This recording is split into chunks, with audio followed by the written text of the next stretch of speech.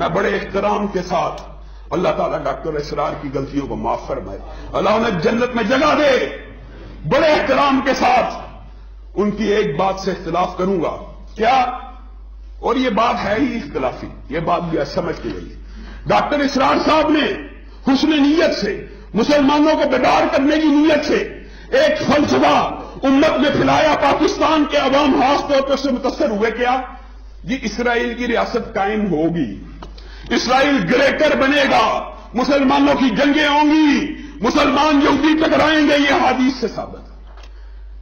Doctor صاحب آپ نے اجتہادات کیے، ٹھیک ہے، کوئی بندہ غلطی کر سکتا ہے، کوئی بھی بندہ جتنا مرضی بڑا عالم ہو، میں بھی غلطی کر سکتا ہوں، بڑا علامہ غلطی کر سکتا ہے، ہماری کیا حیثیت ہے؟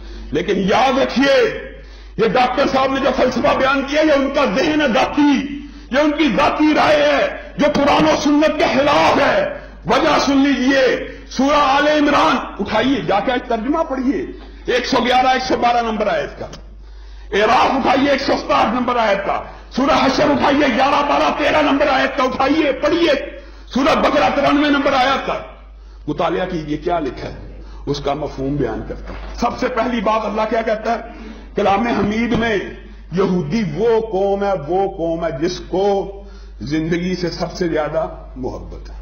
قرآن کی آیت اپنی طرف سے نہیں کہہ رہا، سب سے زیادہ زندگی سے محبت کرنے والے یہودی ہیں۔ نمبر ایک بات، اس کے آگے اللہ بیان کیا کرنا چاہتا ہے؟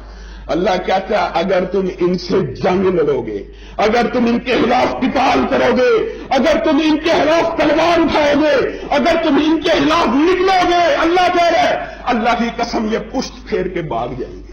اللہ کہہ رہا ہے، میں کہہ رہا ہوں، اور لڑو گے تو بھاگیں گے، احتجاج سے نہیں، آواز اٹھانے سے نہیں، قرآن کی آیت ہے یہ لوگ زندگی سے اتنی محبت کرتے ہیں اگر دو لشکروں کا آمنا سامنا ہو، جنگ کا بدل بجے، جنگ ابھی شروع نہیں ہوگی، یہ بھاگ جائیں گے، کیونکہ محبت زندگی سے ہے۔ مسلمان اور یہودی میں یہ فرق ہے۔ نبی کریم صلی اللہ علیہ وسلم نے کہا تھا، یہ بھی کہا تھا، آج وہ وقت آ چکا ہے، ایک وقت آئے گا تمہاری تعداد موسلادھار بارش کے قطرات یا سمندر کے اوپر ہونے والی جھاگ سے بھی زیادہ ہوگی، لیکن قومیں تم پہ اس طرح ٹوٹ پڑے گی جیسے بھوکے دسترخوان پہ ٹوٹتے۔ اللہ کیا ہم اتنے تھوڑے ہوں گے؟ صحابہ کہتے ہیں کیا 313 بھی نہیں ہوں گے؟ صرف 313 تھے، صرف 313۔ پہلا اسلامی لشکر 313 افراد تھے، پوری دنیا کے کفر کے سامنے کھڑے ہو، پوری دنیا کے کفر کے سامنے کھڑے ہوئے۔ نبی کریم نے کہا اللہ اگر آج یہ جماعت دنیا سے مٹ گئی پھر تیرا کوئی نام لیوا باقی نہیں رہے گا۔ نبی کریم کہہ رہے ہیں تم موسلادھار بارش کے قطرات سے بھی زیادہ ہوگی۔